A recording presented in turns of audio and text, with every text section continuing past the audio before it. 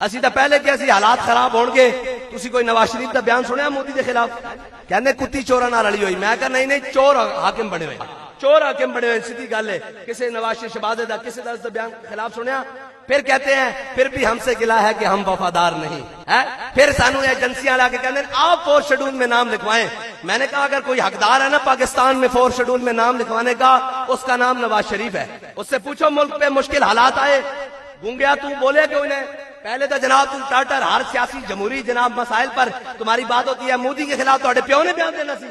इस वास्ते कि उत्थे शुगर मिलन, उत्थे कारोबार वो कौम ने कहता जी आए साडा गंजा आवे जावे, नून लीग आवे जावे, जनाब ऐ जी आवे। मैं कहना तुहानू इतनी अकल तो होनी चाहिए। 2200 मन कणक विकी, ऐही कोई 2500 मकईए, ये सारे सस्ते हो गए। 4000 तो 5000 तो सस्तियां हो गई। ते चिट्टा ब्रायलर चूचा जड़ा ये क्यों नहीं सस्ता होया? यही खानदान है। इस वास्ते कि ये शरीफ खानदान का कारोबार है।